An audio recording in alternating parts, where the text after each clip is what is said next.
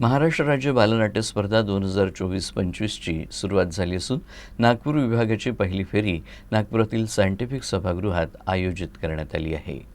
नागपूरच्या सायंटिफिक सभागृहात 21वी महाराष्ट्र राज्य बालनाट्य स्पर्धा आयोजित करण्यात आली आहे.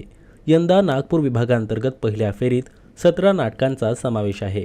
यात विविध संस्थानांकडून, ज्येष्ठ नाट्यकर्मींकडून आणि शाळांकडून बालनाट्य सादर करण्यात आले आहे. तर या स्पर्धेमुळे चिमुकल्या विद्यार्थ्यांमध्ये मोठा उत्साह असून मुलांनी देखील एकापेक्षा एक सरस सादरीकरण करत उपस्थितांची मनं जिंकली.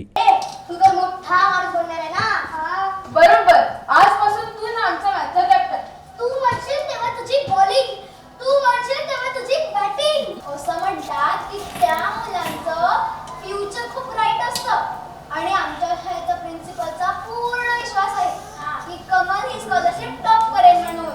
त्याला हार हार हे खाऊ का अरे आजी, तू म्हणतेस तसं वातावरण नाहीये. मग काहीतरी वेगळंच घडलेलं दिसतंय बाबा. हो का? कमल, स्कॉलरशिपचं काय झालं बेटा? आई, ती भारत स्कॉलरशिपचा पेपर तर राज्य सरकारच्या सांस्कृतिक संचालनालयाकडून आयोजित या स्पर्धेबाबत नाट्यप्रेमींनी समाधान व्यक्त केलं आहे. अशा आयोजनामुळे लहान मुलांच्या सुप्त गुणांना वाव मिळतो असा विश्वास त्यांनी व्यक्त केला. ही 21वी बालनाट्य स्पर्धा आहे. आज 21 वर्ष झाली शासन हे बाल कलावंतांना प्रोत्साहन देण्यासाठी ही स्पर्धा आयोजित करते. यात लहान मुलांचं टॅलेंट समोर येतं आणि त्यांना एक कलेची आवड निर्माण होते. म्हणजे या वयामध्ये तुमच्यातले सुप्त गुण आहेत ते समोर येतात, ते लोकांपर्यंत पोहोचतात आणि याच्यातूनच समोर मुलं घडतात, नाटकांमध्ये कामं करतात, कलेमध्ये.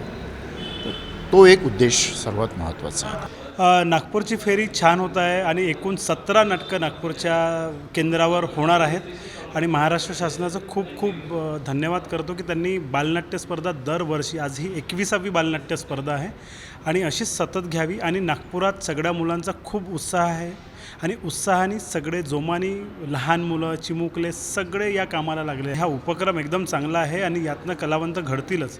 फक्त अजून असं आहे की काही शाळांनी जर अजून हेल्प केली आणि काही शाळा जर अजून आल्यात तर ही स्पर्धा अजून मोठ्या प्रमाणात घेता येईल. म्हणजे आज जर 17 नाटकं आहे तर एवढ्या शाळा नागपुरात अवेलेबल आहेत की जवळपास 34 नाटकं तर होऊ शकतील.